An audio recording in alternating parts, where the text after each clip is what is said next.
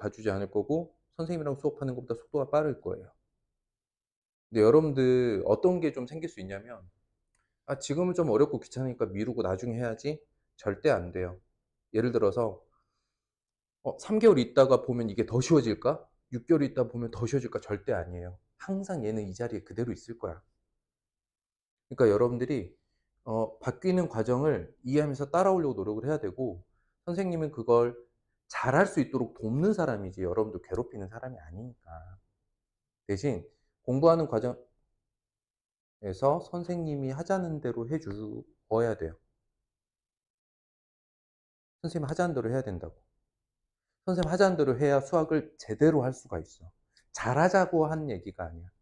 잘하는 건 나중에 선생님이 알려줄게. 수학을 잘하는 거는 나중에 함께 하면 되는데 일단 수학하는 방법 가장 기본적으로 발을 딛고 걷는 것부터 선생님이 할 거야. 지금 달리기 시키지 않아 너네한테.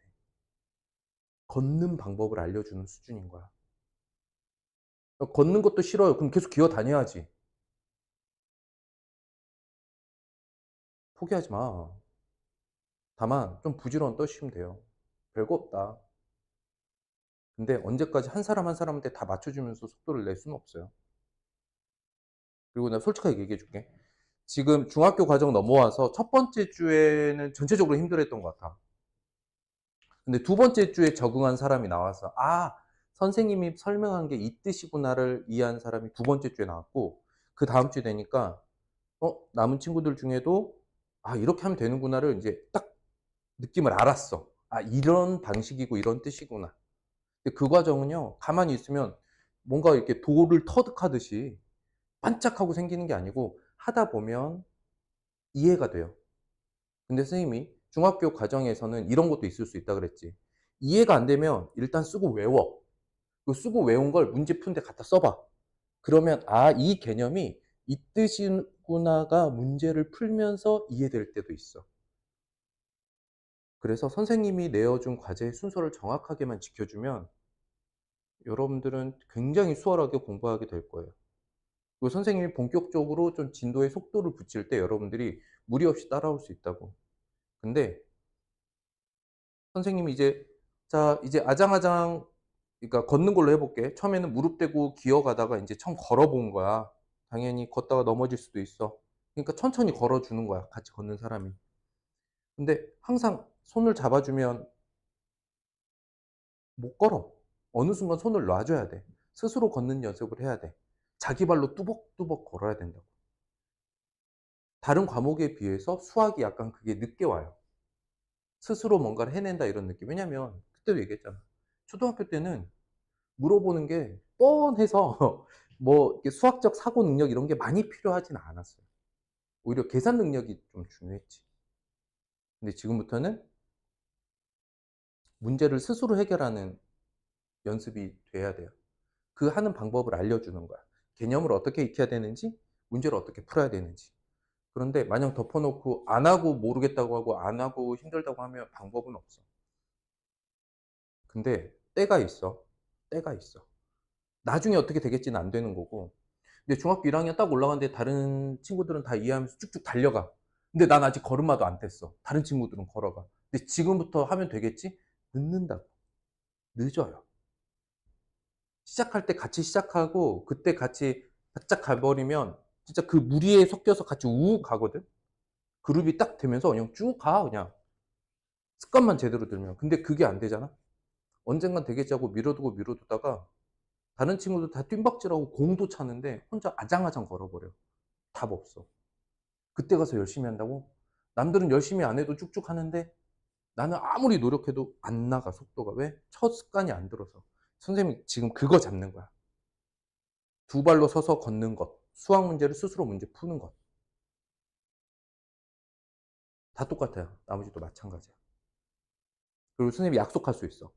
지금 이 중학교 1 학년 1 학기가 끝나잖아.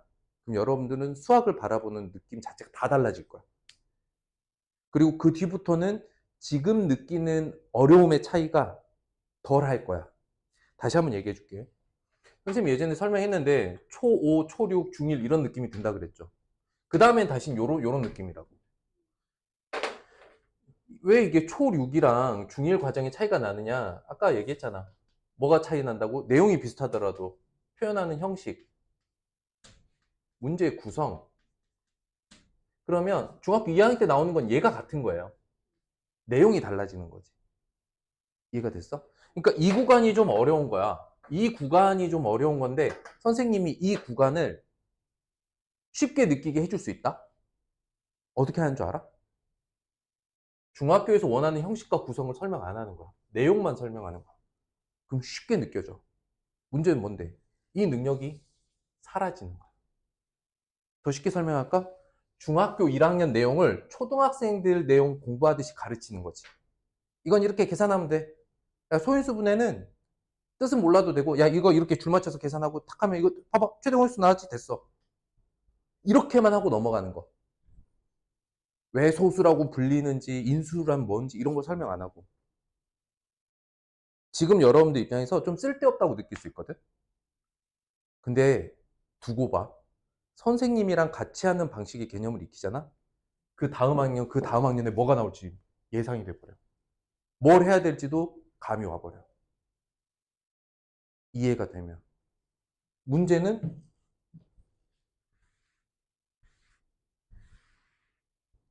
내가 이 개념을 완전히 다 이해했고 뭐가 나올지도 예상되는 사람한테 수학 문제가 그렇게 발목 잡지 않아요. 근데 제일 쉬운 방법은 뭐냐면 얘들아 봐봐, 소인수분해야. 소인수분해는 이렇게 하는 거야. 계산 이렇게 하면 돼. 됐지? 그 다음에 둘이 곱한 거랑 최대홀수 최소한 곱한 거 같아. 이유 설명 안 해. 외워. 여기 이 문제 나와 있지? 그대로 풀어. 이해했지? 너네는 이제 아는 거야. 거짓말이야. 아는 거 아니야. 아는 거 아니라고. 안다, 개념을 안다라는 거는 설명할 수 있어야 돼. 이 연습을 지금부터 해보잖아요. 여러분들 중학교, 고등학교 갈 때 격차가 되게 많이 벌어져요. 확실하게. 그리고 이게 언제 꽃을 확 피느냐? 고등학교 과정부터요. 선생님은 원래 고2, 고3 이과 제일 공부 잘하는 친구들만 가르쳤잖아. 그 친구들은 뭐가 다를까? 설명할 수 있어. 왜 이렇게 되는지. 선생님, 이 문제를 풀려면 한 세 가지 방법이 떠오르는데 이 셋 중에 두 번째 이게 가장 좋은 것 같아요. 이런 말을 할 수 있다고. 왜? 해석이 되니까. 그래서 선생님이 항상 얘기하는 게 있어. 영어를 수학처럼 공부하면 돼. 학년이 올라가잖아? 영어를 수학처럼 공부하면 돼. 무슨 얘기냐면 약간 공식 같은 것들이 있어. 영어의 끝에 가보면 문법을 한번 쫙 정리하잖아? 공식 같은 느낌이 있어.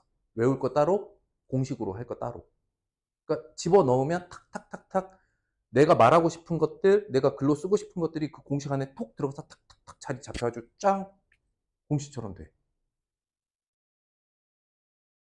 수학은 국어처럼 하는 거야. 무슨 말 뜻인지를 정확하게 이해하면 돼. 수학은 국어처럼 하는 거야. 왜? 쓰이는 용어가 어렵진 않아. 써져 있는 말이 어렵지 않은데 숫자도 몇 개 안 돼. 그런데 그 몇 글자 안 되는 그 글이 진짜로 뜻하는 바가 무엇인가를 찾아내야 돼. 그러니까 수학은 비문학 국어 같은 느낌이야. 마지막으로 국어는 영어처럼 공부하는 거야. 무슨 뜻이냐면 여러분들이 학년이 올라가잖아요. 국어인데 어휘에서 깨져요. 국어인데 단어 뜻에서 이해가 안 되는 것들이 많아질 거야. 그러니까 국어는 어휘 학습이 정말 중요해.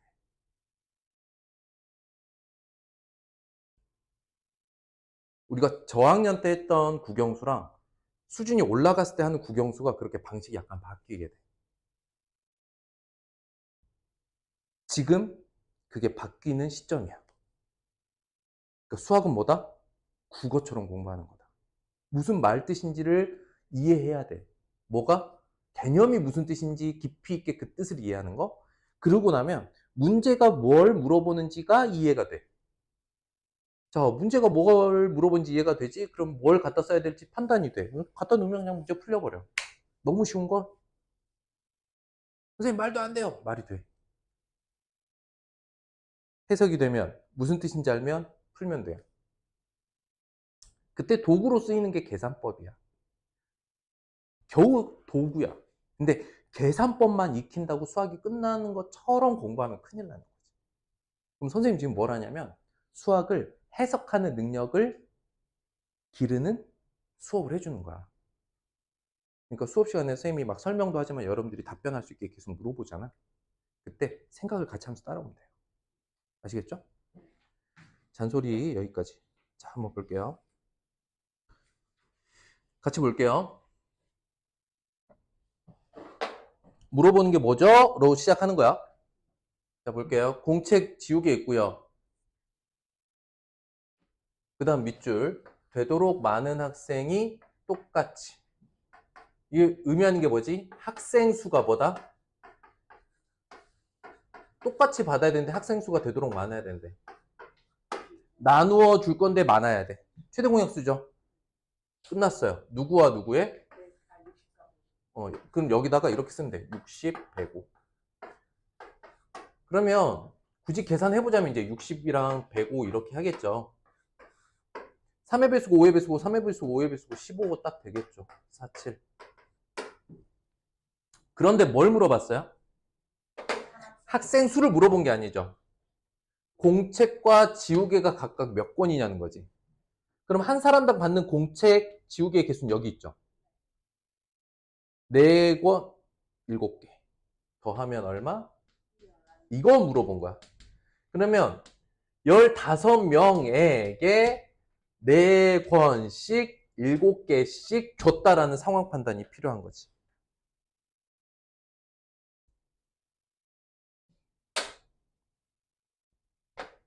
됐어? 어때? 보니까 5학년 문제 맞지? 다 했던 거야.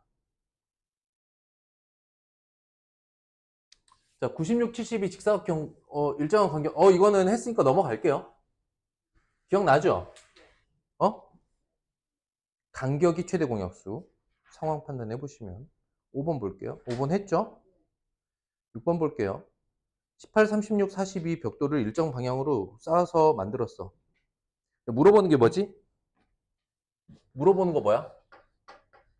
벽돌 개수죠. 벽돌의 개수야. 근데 상황은 어때? 상황은 어때?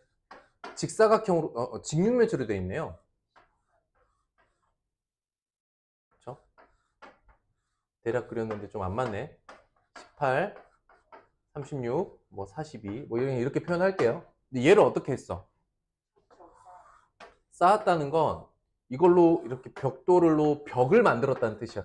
이렇게 큰 벽을. 이해가 됐어? 얘가 정육면체가 됐대요. 그럼 뒤로도 조금 더 길게 그려야겠네. 이런 식으로. 이해가 됐을까? 안 됐을까? 이런 상황이야. 그러면 필요한 벽돌의 개수라고 하는 게 지금 이 상황을 보면 세 개의 길이가 같은 거지. 근데 이 세 개는 18, 36, 42의 최소 공배수죠. 그런데 이미 36이 18의 배수니까 누구랑 누구만? 36과 42만 가지고 뭘 구하면 돼? 최소 공배수지? 늘어나잖아? 배수로 늘어나는데 배수로 늘어난 값이 같아요. 이게 공배수죠. 자, 배수로 늘어나는데 같아요. 공배수인데 뭐라고 했냐면 되도록 작은 정육면체니까 제일 작은 거 최소 공배수. 됐어? 그럼 이제 끝났어. 6, 6, 7. 이해됐어요? 그러면 굳이 곱하면 이게 36 곱하기 7이거든? 실제 값을 계산해보면 할 수 있어요. 252 이렇게. 근데 이게 중요한 게 아니야. 차라리 이 곱셈식을 써놓는 게 편하다. 왜냐? 이게 지금 의미하는 게 뭐예요? 이 값이 의미하는 게. 이 값이 의미하는 게 뭐죠? 모서리의 길이에요. 근데 구하고자 하는 건 뭐냐면 전체 벽돌의 개수잖아. 즉 여기가 몇 칸으로 쪼개지는지가 중요한 거야. 이쪽으로도 몇 칸으로 쪼개지는지가 중요하고 뒤로도 몇 칸으로 쪼개지는지가 중요한 거야. 그래서 색깔 바꿔서 칸개수 볼게요. 자, 18씩 묶으면 얘가 몇 개 들어가요? 14개가 들어가겠죠. 얘 나누기 18하면 곱셈으로 써놨으니까 더 편하죠. 그 다음 36으로 나누면 당연히 7, 42로 나누면 6이 되겠죠. 결국 이게 칸의 개수잖아. 칸. 결론은 뭐야? 이 칸의 개수를 모두 곱해야 되죠. 이해됐어? 588이다. 상황 이해되셨어요? 선생님이 최대공수 최소공배수 활용에 2를 뺐어요. 여러분들이 진짜 많이 어려워들 하는 것들이 있어서 선생님이 일단 그건 걷어냈어요. 그러니까 이건 뭐야? 활용 문제 중에 가장 쉬운 단계의 문제들인 거야. 그렇다고 여러분들한테 야 이거 쉬운 거니까 풀어봐 라는 뜻이 아니라 일단은 봐야지. 여기는 적응을 해야지. 노력을 하시고 8번 하면 되나요? 선생님이 예전에 톱니바퀴 문제 6학년 때도 한번 했던 적이 있는데 기억납니까? 딸깍이 중요하다 그랬죠. 딸깍. 톱니바퀴는 딸깍. 그쵸? 오. 톱니바퀴가 하나는 45개짜리가 있고요. 60개짜리가 있어요. 그쵸? 얘네는 함께 맞물리잖아. 뭐가 같은 거야? 딸깍 개수가 같은 거야. 자, 딸깍 개수는 어떻게 돼? 딸깍이는 어떻게 돼요? 딸깍이는 톱니 개수 곱하기 회전수지. 너무나 당연하죠. 그러니까 톱니가 45개짜리가 있는데 얘가 한 바퀴를 돌면 딸깍딸깍 소리가 45번 난다 이런 뜻이야. 근데 함께 맞물렸기 때문에 둘은 톱니의 개수도 회전도 서로 다르죠. 근데 서로 같은 게 뭐예요? 딸깍인 개수는 여기서 딸깍 하나 여기서 딸깍 하나 그 딸깍딸깍한 횟수는 똑같다고. 딸깍한 개수가. 그치?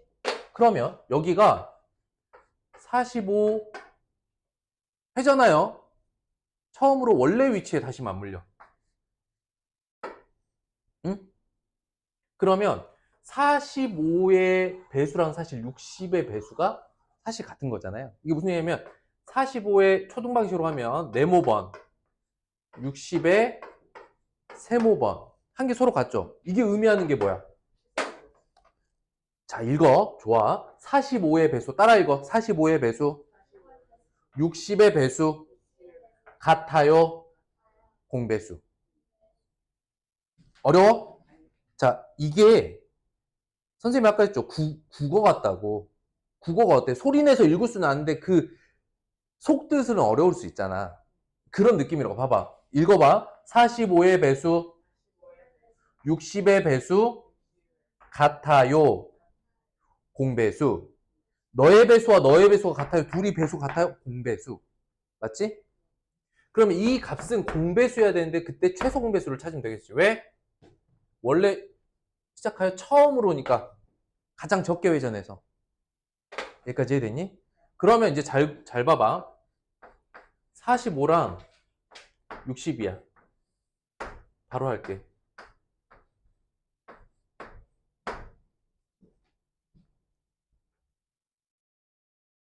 문제에서 물어보는 건 이거예요, 이거. 그래서 이거를 그냥 A 톱니가 돌아간 횟수를 소문자 A, B가 돌아간 걸 소문자 B로 그냥 놓을게. 알겠지? 그럼 잘 봐봐. 그럼 이게 3이냐? 아니라고. 아니라고. 자, 최소 공배수가 얼마입니까? 180이에요. 그럼 180이 의미하는 게 뭐야? 이게 의미하는 게 뭐야? 에이. 지금 이렇게 곱한 값, 이렇게 곱한 값이 뭐를 의미하고 있냐고. 톱니 곱하기 회전수를 지금 써놓은 거잖아. 지금 이 값이 뭐냐고. 딸깍 개수라고, 딸깍. 180번 딸깍딸깍 했다고. 그러니까 45개짜리가 몇 번 하면 180이 되냐는 거야. 4번이지. 이해가 됐을까? 지금 여기 써져 있는 숫자들, 기호들의 의미를 이해해야 돼. 의미를. 자, 다시. 톱니바퀴는 톱니개수 곱하기 회전수가 딸깍의 개수인데 둘이 맞물려 돌아간다는 거야. 둘이서 맞물린다는 건 딸깍이 같아요 라는 뜻이야. 이게 같다고, 이게. 딸깍이. 그러니까 얘 딸깍이 횟수랑 얘 딸깍이 횟수 같아요? 그러면 그 횟수 자체가 처음이니까 최소공배수. 그거 맞아요. 최소공배수가 되는 거거든. 아, 그럼 이게 의미하는 게 뭔 줄 알아야 답을 구할 수 있어. 이게 뭘 의미해? 여기 써져 있잖아. 딸깍이 개수라고. 딸깍, 딸깍, 딸깍. 그러면 톱니 45개짜리가 몇 바퀴 돌아야 180번 딸깍 하겠냐는 거야. 그쵸? 고로 내가 구하고자 하는 A톱니의 딸깍이 개수는 180 나누기 45를 해야 답이 나오는 거지. 즉, 이 톱니가 4번 돌 때 이 톱니는 몇 번 돌아? 3번 도는 거야. 이해가 됐을까? 선생님이 다르게 풀어볼게. 자, 잘 봐봐. 잘 봐봐. 이게 가장 중학교 1학년 수학적인 해설이야. 완전히 다르게 풀어볼게. 그냥 봐. 그냥 봐.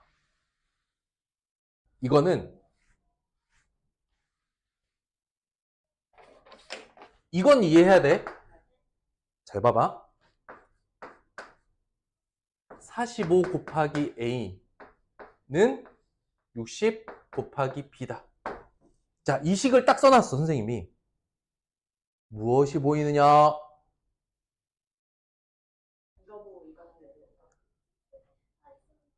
이걸 보면서 그게 딱 떠올리면 돼.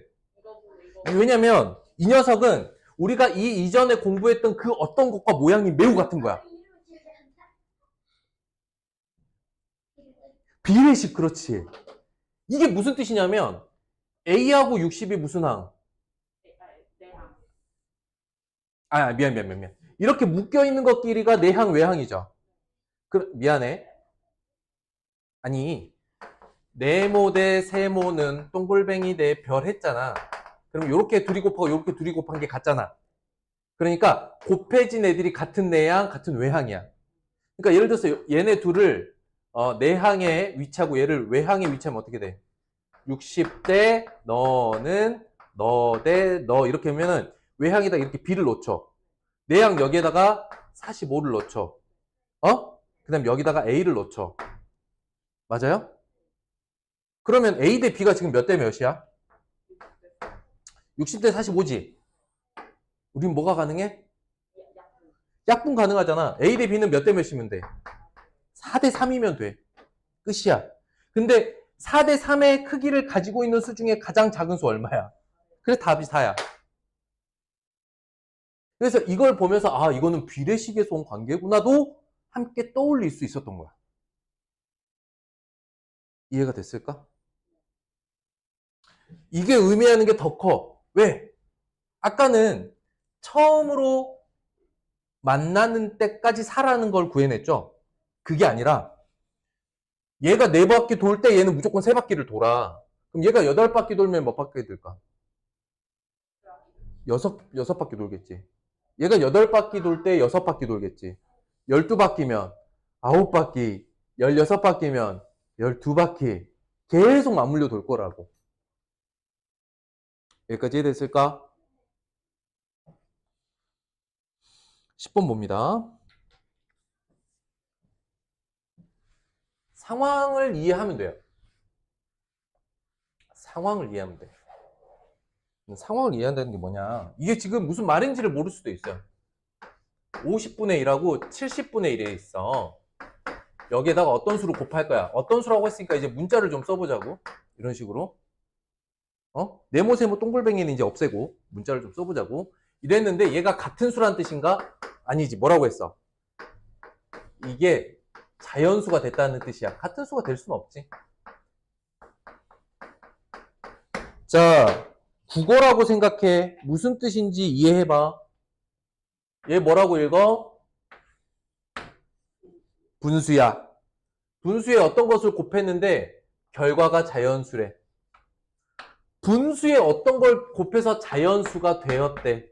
어떤 일이 일어난 거지? 어떤 일이 일어난 거지? 어떤 일이 일어난 거지, 이게? 분수에 뭐를 곱해야 자연수가 돼? 어떤 일이 일어난 거야? 자연수가 됐다는 건 어떤 일이 생겼다는 거야? 분모가 모두 뭐가 되었어? 분모가 모두 약분되었어. 이런 뜻이야. 이런 말이야. 국어야, 국어. 이 말은 분모가 모두 약분되었다 이런 뜻이야. 분모가 모두 약분되려면 50은 어때야 돼? 50의 배수여야 되지. 그리고 70의 배수여야기도 하지. 이런 일이 일어나려면 어떻게 돼야 돼? A라는 이 숫자의 특징은 50의 배수이며 70의 배수니까 공배수지. 최소 공배수 아니야. 공배수야. 그런데 공배수 중에 가장 작은 수니까 최소 공배수가 되는 거야. 이 공배수인데 최소를 구하라고 할 수도 있고 두 번째로 작은 수를 구하라고 할 수도 있잖아요. 그러니까 일단 이거야. 공배수인데 제일 작은 거. 그래서 최소 공배수가 돼. 여기까지 이해됐어? 그래서 A는 350이 나와. 이거 구해보면 나와요. 뭐 빨리 하면 선생님 여기 활용 문제는 그냥 초등학교 방식으로 해야 된다 그랬죠? 350이에요. 여기까지 이해됐을까? 다음 정수와 유리수 필수 예제 갑니다. 아까 채점 우리 했죠? 아직 좀 개념 헷갈리시나요?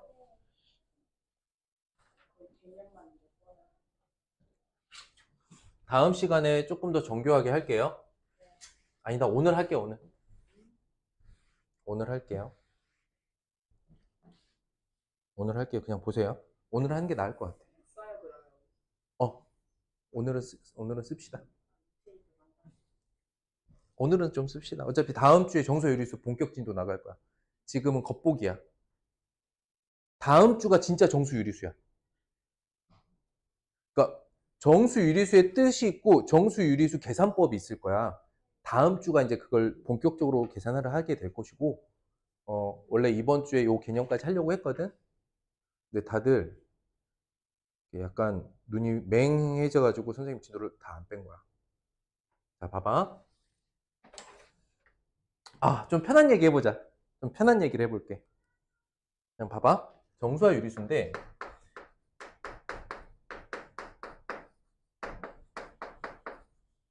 선생님이 지난 시간에 정수와 유리수는 한마디로 뭐가 있는? 부호가 있는 수라고 했죠?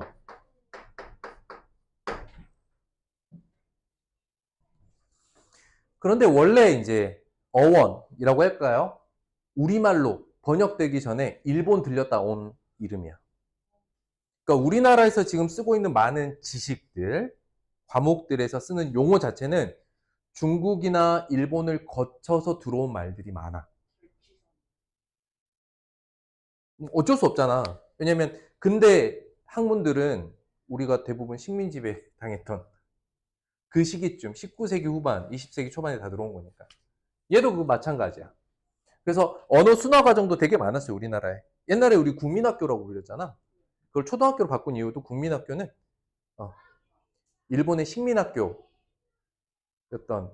그 이름 바꿔서 아마 그런 거라고 알고 있거든. 뭐 어쨌든.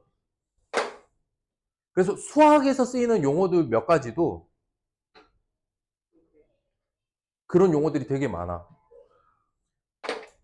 이제 여러분들한테 익숙할 거니까 이 용어를 쓴 게 얼마 안 됐어요.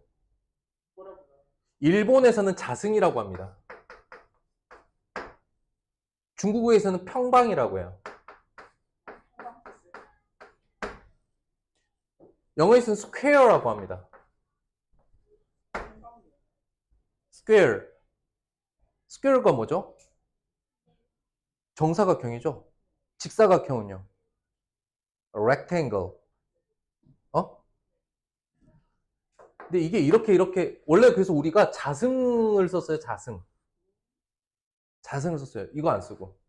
이게 어디서 온 거야? 일본에서 온 거야. 그래서 예전에는 어떻게 읽었냐면 3의 4승이라고 읽었어. 이렇게 읽는 사람은 우리가 제곱으로 고친 지가 불과 20년 정도밖에 안 됐어요. 그러니까 선생님이 중고등학교 때는 다 승이라고 했어. 3의 4승. 3의 4 제곱으로 바꾼 지 얼마 안 됐다고. 어? 그런 용어들이 많아.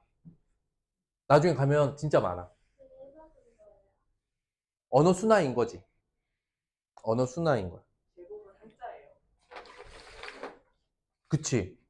근데 우리가 승은 이제 일본에서 자기 스스로의 승이면 올라가다는 뜻이잖아. 자기 위에 올라가다 해서 승을 썼어. 근데 뭐 그걸 다 논리적인 이유를 선생님이 찾아보지는 못했지만 바꾸기로 한 거야. 근데 이 유리수라는 표현 자체도요. 이거는 그냥 격가지야. 편하게 생각하라고. 사실 이 유리수가 쓰인 거는요. 뭐 때문에 쓰였냐면 분수 때문에 쓰였어요. 사실은.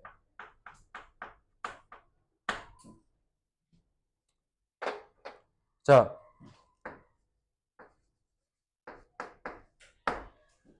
ratio. 뭐죠? ratio. 원주율이기도 해요. 비율. 비례.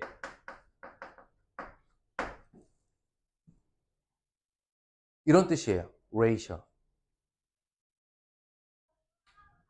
나중에 반지름이라는 의미도 있고요.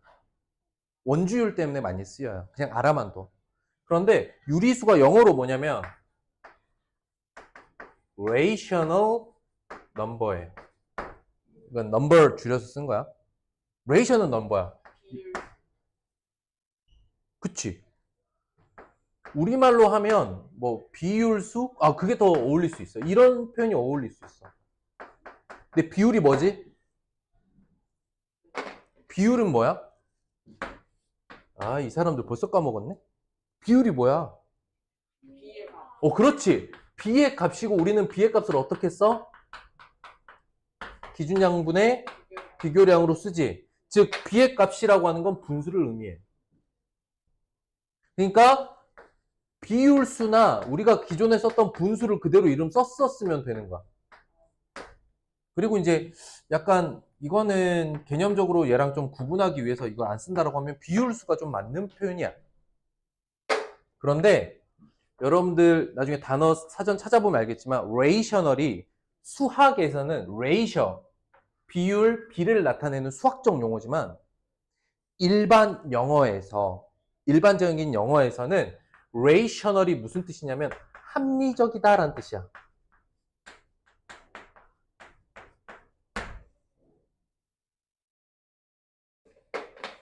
그래서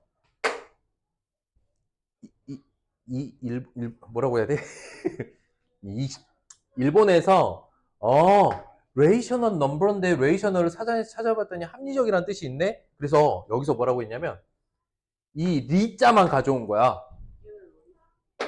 유는 있을 유자야. 있다. 뭐가? 합리성이. 말도 안 되는 거야, 이건 사실. 아주 잘못된 음역이야. 이름을 잘못 지었어. 정수는 왜 안 당했어요? 정수는 굳이 얘기하자면 이제 독일어 잘이 이렇게 되던가? 이런 말이거든? 근데 의미상으로 통해요. 정확한 수다. 정확하게 떨어져 있다. 크게 이제 건드릴 의미는 없는 거야. 그러니까 음역 됐을 때 정수는 문제가 안 되는데 유리수는 사실 음역 과정에서 이런 왜곡이 있어가지고 이름이 유리수가 돼버린 거야. 근데 나중에 이제 보면 알겠지만 이 유리수의 대척점에 있는 또 다른 수의 체계가 있거든? 근데 그거를 할 말이 없으니까 무리수로 만들어버렸어. 이거 여러분들 중3 때 배워요. 무리수는. 보면 알아요. 이런 역사도 있다는 거야. 굳이 설명을 해줄게. 그냥 알아만 둬. 이런 작은 흥미랑 배경 지식만으로도 수학이 좀 재밌어지는 거야. 아무리 뒤져봐도 이런 거 안 나와요. 책에는 없어요. 이런 거는 이제 약간 가치 판단이잖아. 이거 좀 잘못된 말인데 어떻게 세상에서 쓰는데 그렇게 부르기로 했으니까 부르긴 하는데 왜 유리수라고 불렸을까? 보면 사실 어이없는 거야. 원래 아까 동준이가 정한 이런 이름이 맞아. 비율수 이런 게 더 맞는 말이야. 근데 갑자기 레이셔널을 사전에 찾아봤더니 합리적이니까 나머지 다 빼고 리자를 가져와서 리자 합리성이 있다 유리수가 돼버리고 무슨 합리적이야 이게. 이거는 비율이 있는 수지 무슨 합리적인 수야. 잘못된 능력인 거야. 그런 게 많아요. 나중에 뭐 고등학교 1학년 때 나오는 복소수라던가 이런 것도 선생님 역사를 뒤져보는 거지. 나는 수학 공부할 때 그런 게 다 궁금했던 거야. 선생님 다 궁금해. 야, 선생님이 그때 제곱 왜 작게 쓰는지 얘기했냐? 오! 시계수리공이었던 수학자들이 거듭 제곱을 좀 간단하게 표현하기 위해서 만들다 보니까 숫자를 크게 만들기도 하고 작게 만들기도 하다 보니까 그걸 조합해서 그럼 이렇게 표현하는 게 제일 편하게 이렇게 된 거야. 역사들이 있는 거야. 왜 미지수를 x를 많이 쓴다고 얘기했어? 인쇄소. 인쇄소에서 알파벳 A부터 Z까지 미리 만들어 놓는 거야. 미리 만들어서 판에다가 이렇게 알파벳을 꽂아가지고 판을 만들면 거기에다가 이렇게 잉크 발라서 종이를 대서 이렇게 바르는 거라고. 그런 게 금속 활자야. 금속 활자를 만드는데 이 스펠링 중에 X가 제일 안 쓰이더래. 그러니까 얘가 제일 많이 텅텅 남잖아. 책을 하나 만들기 위해서 A는 진짜 많이 갖다 쓰는데 B도 많이 갖다 쓰고 C도 많이 갖다 쓰는데 X가 들어간 단어가 몇 개 없었어. 그래서 수학에서는 미지수로 표현할 게 많이 필요하잖아. 그치? 그래서 제일 많이 남는 이 인쇄 활자 있지. 제일 많이 남는 활자가 이렇게 생겼을 거 아니겠니? 이런 식으로. 이게 제일 많이 남으니까 이거를 모든 미지수에다 갖다 다 꽂아버린 거야. 그래서 그냥 미지수가 X가 되는 거야. 몰라서 X라고 쓰는 게 아니라고. 그러면 좌표는 XYZ예요. 좌표를 XYZ로 만든 거는 이 좌, 수직 좌표계를 처음 도입했던 데카르트라는 아저씨가 있었어. 야, 막 이런 얘기 선생님 막 신나서 얘기하면 넌 좋고. 나중에 찾아봐 데카르트 아저씨. 생각한다. 코로나는 존재한다. 이런 얘기를 한 아저씨인데 그 사람이 철학자로 익혀지거든. 아니야. 그 사람 수학자야. 근데 그 사람이 쓴 수학책이 500페이지가 넘어가거든. 근데 그 앞에 수학이란 무엇인가, 생각이란 무엇인가라는 내용으로 74페이지가 쓰여져 있어. 그러니까 사람들이 여기를 읽으면서 이 사람이 철학자인 줄 알아. 아니, 이 사람 수학자야. 수직좌표계를 처음으로 도입한 사람. 그 사람은 그렇게 쓰기로 했어. 나중에 수직좌표계가 어마어마한 일을 많이 데카르트 아저씨가 있어서 인공위성도 쏘고 다 이거 데카르트 아저씨 거야. 이거. 응? 이거 다 양자역학 전자공학에서 만들어낸 거야. 뭔 얘기하는 거야 지금? 이거 얘기하는데. 자, 그래서 해볼게. 그래서 유리수 단어는 사실 편하게 얘기하면 부호가 있는 무슨 수? 무슨 수?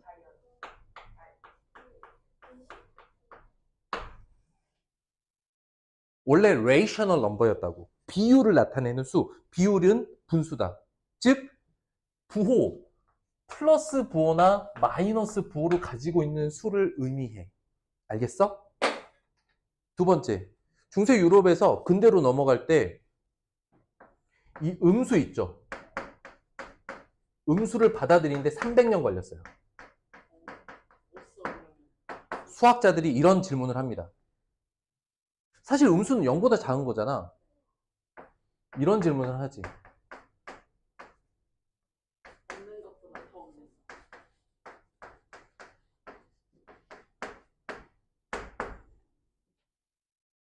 결론은 여러분들이랑 이런 토론을 하면 좋겠지만 난 이런 토론하는 거 좋아하고 막 이렇게 하는 거 좋아하는데 지금 그런 거 아니니까. 이 결론이 뭐냐? 없는 것과 없다는 것과 0은 다르다.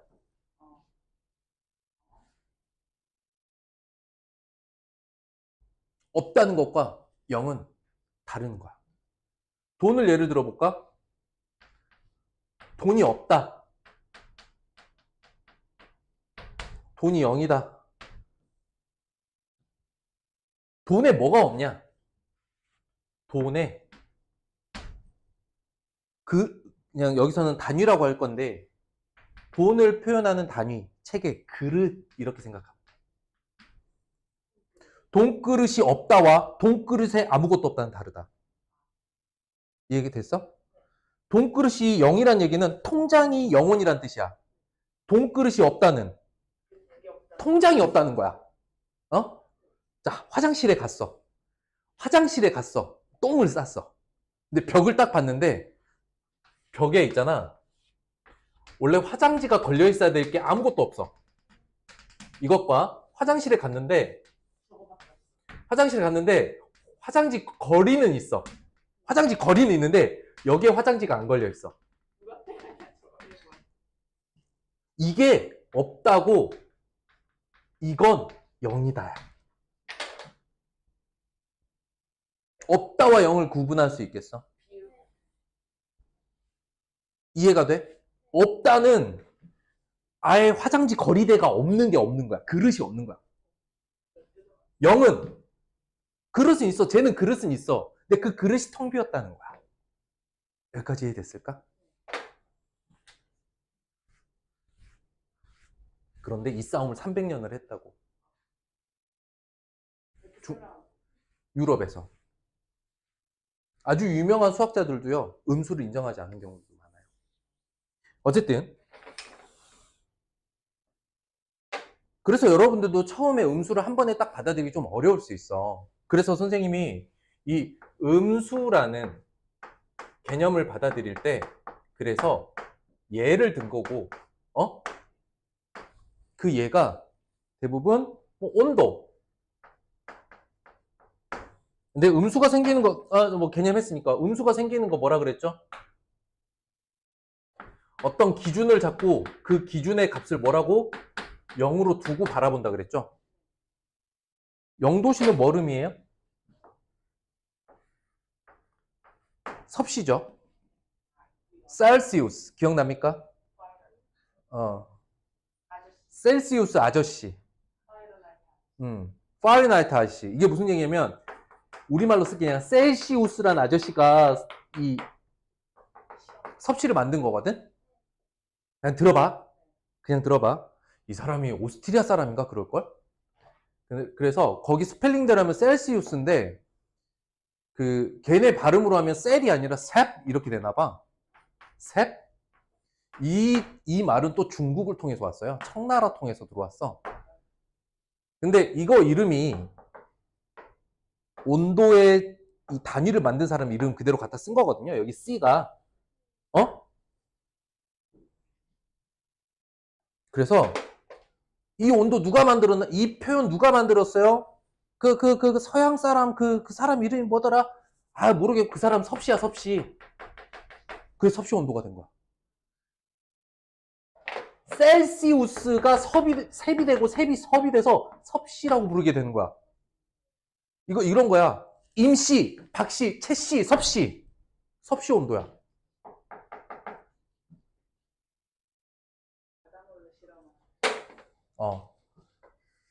근데 이 사람이 기준 잡은 0도와 100도가 있어. 순수한 물이 어는 점. 순수한 물이 어는 점을 0이라고 하자. 뭘 세운 거야? 기준을 세운 거지. 순수한 물이 끓어서 기체가 되는, 수증기가 되는 온도를 100이라고 하자. 이렇게 두 개의 값을 딱 정한 거야. 그럼 이 두 개의 값을 정하면 이 사이를 움직이는 하나하나의 온도를 100으로 나눈 거지. 이게 우리가 지금 쓰고 있는 섭씨야. 그럼 얘랑 비교하는 게 누구야? 화씨죠. 화씨는 파렌하이트라는 아저씨가 만들었는데 그 사람도 중국 들렸다 보니까 그 사람 이름 성이 뭐더라? 화씨래요 화씨. 그래서 화씨가 된 거야. 됐어? 이렇게 기준을 잡으면 0이 만들어지고 그 0으로부터 더 많냐? 자, 봐봐. 기준을 잡아. 그걸 얼마로 한다고? 0으로 한다. 그 기준보다 많다, 크다, 높다. 이런 게 양의 값이야. 양수야. 그런데 이 양수 영역은 우리가 초등학교 때부터 지금까지 써왔던 그 수직선이랑 동일합니다. 이쪽 영역은요. 그런데 이 반대쪽 영역은 그럼 0도보다 뭐다고? 작다, 적다, 더 낫다를 의미하는 음수를 만들어낸 거야. 그 뒤집어 쓴 것 좀 벗고요. 너무 심한 거 아니야? 옷 다 뒤집어 쓰고 눈도 가리고 수업 시간 이러고 있으면 추우면 담요를 좀 갖고 와도 되고. 한비야 좀 너무한 거 아니야 이거? 손 다 옷 안에 집어넣고 후드 다 뒤집어 쓰고 너무 예의 없는 거잖아.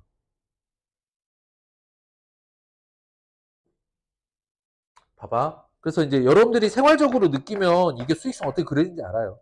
1도, 2도, 3도, 4도. 그럼 이제 영하로 떨어진다고 하죠.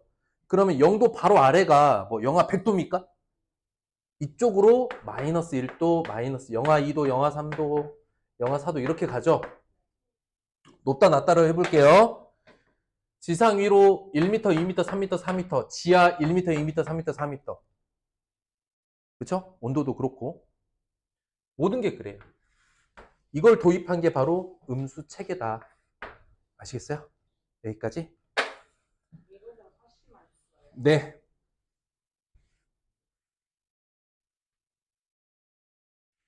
유럽 단위가 있고 미국 단위가 있어요.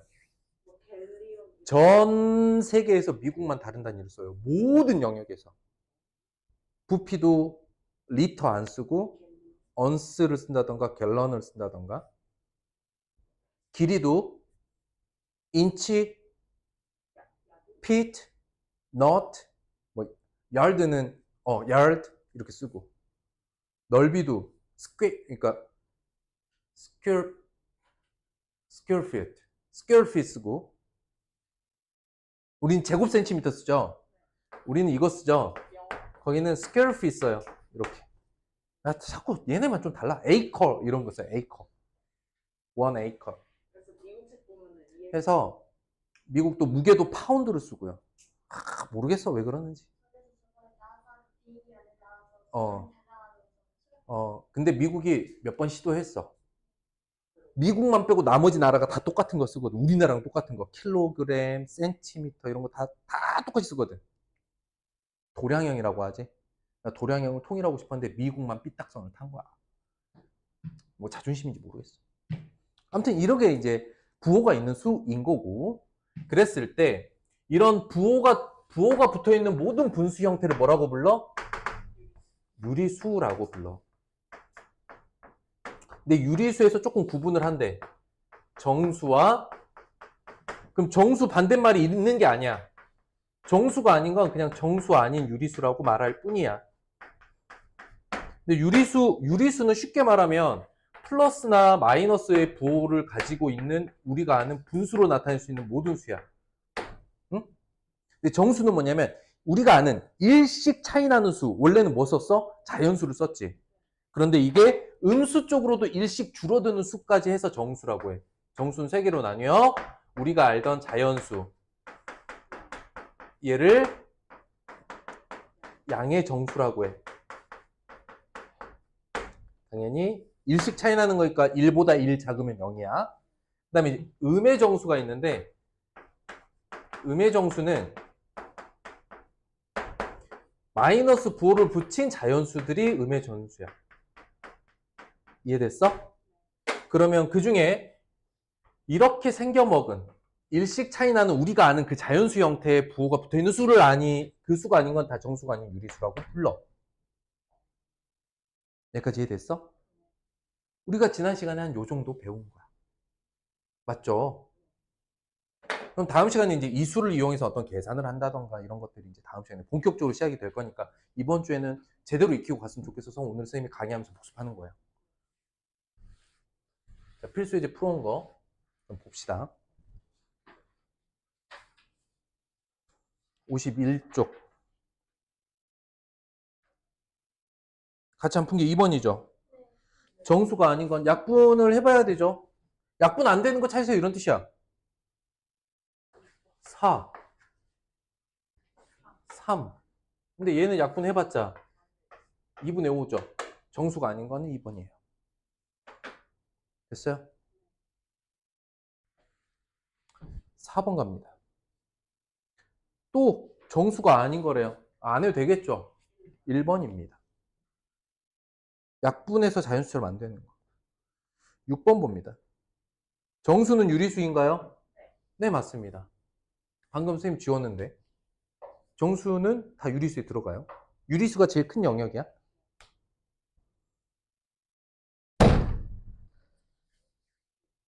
못 잡았어. 정수는 양의 정수 0, 음의 정수로 나눠진다. 맞습니까? 맞습니다. 0은 자연수가 아닌 정수입니까? 맞죠? 자, 유리수는 양의 유리수와 음의 유리수로 이루어져 있다. 맞습니까? 0이 없죠? 0이 항상 들어가야 돼요. 좋아요. 너무나 잘 이해하고 있는 겁니다. 8번 볼게요. 우리 8번 했나요? 아니요? 자, 볼게요. 이거는 이제 여러분들 자, 선생님 이제 색연필이나 이제 그 볼펜 들고 자, 따라와봐. 0을 일단 체크해, 0. 그쵸? A부터 읽어볼게요. A는 2와 3을 3개로 나눈 것 중에 두 번째 수죠. 맞아요? 그럼 이만큼 갖고 남은 것 중에 3개를 나눈 것 중에 두 번째죠. 근데 부호가 마이너스야. 이해가 됐을까? 읽을 수 있겠어? 2까지 가고 3으로는 못 갔지만 2와 3 사이를 3개로 나눈 것 중에 두 번째 수. 3개로 나눈 것 중에 두 번째 수. 우리는 이거를 분수라고 하죠. 다만 대분수를 가분수로 그대로 바꿔주면 이렇게 바뀝니다. B를 볼게요. B는 마이너스 1과 마이너스 2 사이를 3칸으로 쪼갠 것 중에 첫 번째죠. 그래서 B는 일단 부호는 마이너스고요. 1과 3분의 1이니까 마이너스 3분의 4라고도 할 수 있어요. C는 0과 1 사이를 3개로 나눈 것 중에 두 번째죠. 맞아요? 그럼 얼마야? 3분의 2고 부호만 마이너스야. 이렇게 읽으시면 되겠어요. D는 원래 우리가 하던 겁니다. 그죠? 그래서 3분의 2. 2도 원래 우리가 하던 겁니다. 1과 3분의 1, 3분의 4. 뭐가 틀렸니? 얘가 틀렸구나. 마이너스 3분의 1이 아니라 마이너스 3분의 2죠. 이해가 됐어요? 그러니까 원래 우리가 이쪽으로만 읽던 수직선을 이쪽으로도 만들었다 이렇게 생각하시면 돼요. 10번을 보죠. 7과 마이너스 3 사이에 두 점 사이에 같은 거리에 있는 점을 찾아내세요. 이거 좀 어려울 수 있는데 잘 생각을 해봐. 그러니까 이게 뭐 0이 있으면 이쪽에 마이너스 7이 좀 멀리 떨어져 있을 거고 이쪽 좀 가까이 이렇게 3이 있을 거 아니니? 반대. 뭐가?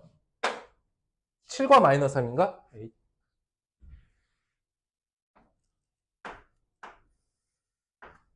0이 있으면 이쪽이 마이너스 3이고 이쪽 멀리 마이너스 7이 있다고. 이렇게죠. 이렇게야, 이렇게.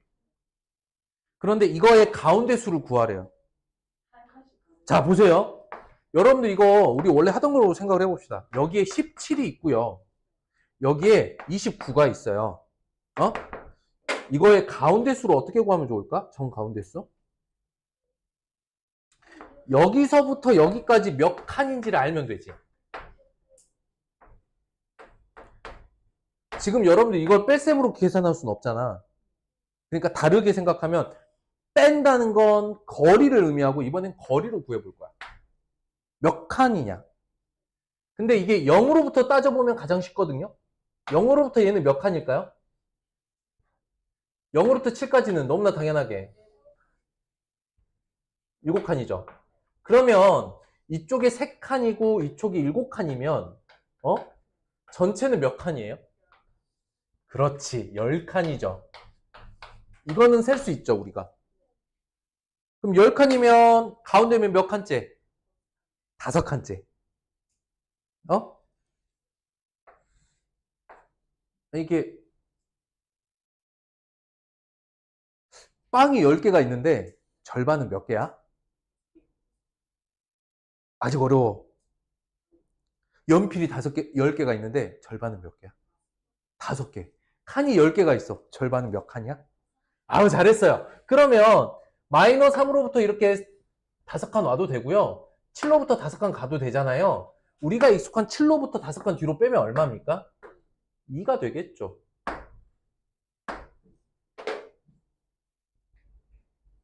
이해가 됐을까요? 상식적으로 생각해 보면 돼요. 이렇게 해서 정수와 유리수가 되는 겁니다.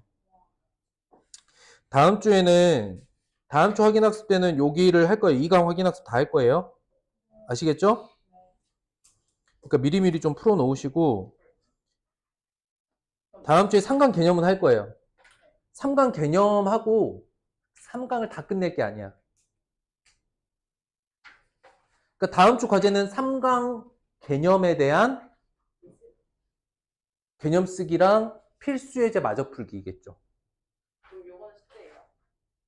확인학습 다음 주 확인학습까지 숙제예요. 아시겠어요? 이해가 됐나요? 그리고 오늘 선생님 뭐 한다 했어요? 필수 예제 끝내면 앞단원 그림 챌린지 좀 하자 그랬죠. 선생님 지금 중학교 과정 시작한 지 한 달 됐거든요. 한 달 동안 자연수 끝났어요, 우리. 그러면 굉장히 천천히 가는 거야. 그 여러분들 탓하는 것도 아니고 여러분들 혼내는 것도 아니야. 그럴 수 있다는 얘기를 하는 거야. 다만 천천히는 가줄 테니 포기하지 말고 이해하려고 노력하면 누구나 할 수 있는 거예요. 예를 들어서 여러분들이 초등학교 3학년 정도 되는데 중학교 1학년 거 이런 거 가르쳤다. 내가 나쁜 선생님이지. 어? 아, 근데 교복 입기 지금 6개월밖에 안 남은 친구들한테 중학교 1학년 걸 가르친다? 너무 어렵고 빠른 걸 가르치는 건 아니야. 뭐 굳이 비교하려고 하는 건 아니지만 주위에 있는 대부분의 친구들 이번 방학 때 중학교 거 대부분 시작할 걸요? 아니면 이미 시작했거나. 그런데 우리처럼 하는 친구는 많지 않을 거예요. 우리처럼 한다는 거는 개념에 집중해서 그 개념으로 문제 푸는 훈련을 하는 친구. 왜? 많은 친구들이 어려워할 수 있어. 개념을 제대로 설명하면. 그러니까 자꾸 계산법만 배우는 거야. 그래서 소인수 분해가 무슨 뜻인지 뭐 하는지도 몰라. 방법만 알아. 최대공약수, 최소공배수를 왜 그렇게 구하는지 몰라. 근데 구하는 방법만 알아. 선생님한테 물어봐. 선생님 이거 초등학교 5학년 때 했던 걸로 하면 안 돼요? 해? 아니야. 초등학교 5학년 때 했던 방법과 지금 선생님이 하는 소인수 분해 방법은 이런 차이가 있고 이럴 때는 써먹어도 되지만 근데 우리가 이 문제 풀 때는 소인수 분해로 풀어야 정확하게 풀 수 있어. 이 구분을 못하는 학생들이 훨씬 많다고. 선생님은 처음 할 때부터 그걸 구분할 수 있도록 도와주려고 하는 거야. 그렇게 하잖아. 어떤 일이 생기는 줄 알아? 다른 친구들은 수학책 4권, 5권 풀 때 우린 딱 2권만 풀어도 그 친구들 이상으로 잘 해낼 수 있어요. 다만 한 번 배울 때 좀 어렵다는 느낌은 들 거야. 근데 그게 사실은 제대로 배우는 거지. 왜 우리가 수학 이 한 학기 분량을 공부하는데 5종류의 책이나 봐야 되냐고. 선생님 그렇지 않다고 봐. 한 번 할 때 제대로 개념 배우고 두 번째 할 때는 그걸 써먹어서 조금 더 어려운 문제들을 해석하는 연습하면 끝나는 거야. 그런데 왜 친구들이 못 느끼는 줄 알아? 중학교 1학년 때 시험이 없거든. 중학교 1학년 올라갔는데 단원평가밖에 없어. 중간중간 보는. 학교에서 보는 시험이란 2일 또는 3일 동안 학교의 모든 학생들이 시험만 보는 거야. 아무것도 안 해. 시험만 봐. 하루에 2교시, 3교시밖에 안 해. 그게 학교 시험이야. 근데 그거를 언제부터 해? 중학교 2학년부터 해. 근데 이렇게 중요하고 핵심적인 개념들을 공부한 거를 시험을 안 보잖아. 누가 얼마큼 제대로 했는지 모르는 거야. 언제까지 몰라. 중학교 2학년 중간고사까지 모르는 거야. 지가 얼마나 제대로 공부해놨는지. 중학교 2학년 첫 번째 중간고사 보는 순간 딱 머리를 치는 거지. 아니, 그 전에도 알걸? 선생님들이 야, 이런 게 학교 시험 문제야라고 딱 줘. 어떤 친구들은 선생님 이 정도는 해야죠. 어떤 친구는 이런 친구들이 있다고. 왜? 할 때 똑바로 한 친구들하고 할 때 어려운 거 빼면서 갔던 친구도 차이가 되게 커. 그렇다고 어려운 걸 공부하기 위해서 예를 들어서 5학년 때부터 중학교 1학년 거 공부한 친구도 있을 거야. 왜? 어려우니까 아주 쉬운 것부터 계속 반복해서 책을 5권, 6권 끝낸다고. 그러면 5학년부터 해서 1년 동안 한 학기 분량 공부할 수는 있겠지. 그럼 매년 그렇게 할 수 있어? 1년씩 써서 안 돼. 선생님이 지금 이제 나중에 보면 알겠지만 이제 여러분들이 이 과정이 좀 적응하고 나면 여러분들이 한 학기 분량을 진행하는 속도랑 선생님 방학은 없잖아. 학교는 방학이 있고 그 기간을 따져보면은 선생님 적어도 학교 진도보다는 살짝 빠르게 가는 방식으로 갈 거예요. 그래도 충분해요. 그래도 충분하다는 뜻은 뭐냐면 예를 들어 줄게. 현재 선생님이랑 수업하고 있는 중학교 2학년들이 있어. 선생님이랑 처음 시작할 때 거의 학교 진도랑 똑같았거든. 지금 중3과 하고 있어. 그러니까 중학교 2학년 거는 끝냈어. 어디까지? 심화까지. 그리고 중3과 하고 있거든. 중3과 처음 배울 때부터 선생님이 완전 제대로 개념을 넣어. 완전 제대로 개념을 넣는다는 건 3학년 때 배우지만 나중에 고등학교 때 또 나오는 개념이 있거든. 선생님 고등학교 거 개념까지 끌어다가 설명해. 그래도 다 알아들어. 왜 그렇게 될까? 습관이 잡혔거든. 개념을 받아들이는 습관이. 한 번에 제대로. 근데 한 번에 제대로 쌓잖아. 여러 번 할 필요 없어요. 다만 선생님 책을 바꾼 이유는 선생님 생각에 한 번에 개념을 제대로 잡으면 저 정도 수준까지 문제를 풀 수 있다고 선생님 항상 믿고 있거든. 선생님의 믿음과 여러분들이 차이가 있을 수 있어. 더 큰 거 뭐냐면 야 이거 진짜 못 해먹겠다 이런 마음이 들면 안 되는 거잖아. 그지? 그래서 선생님이 여러분들이 풀기에 아 이거 못 해먹겠어 하는 수준의 문제를 걷어내고 새로 만든 거야. 그러니까 우리가 요거를 잘 끝내면 저 책에서 만들었던 이제 문제 난이도보다는 더 높아지는 문제들만 이제 만나겠지. 할 수 있어. 근데 이렇게 안 하잖아. 그럼 어떻게 해야 되냐면 일주일에 수학 학원 3번을 가. 갈 때마다 3시간씩 수업을 해. 거의 그 정도의 학습 분량이나 강도랑 선생님이랑 맞먹어요. 근데 그렇게 여러 번 반복 안 해도 된다고.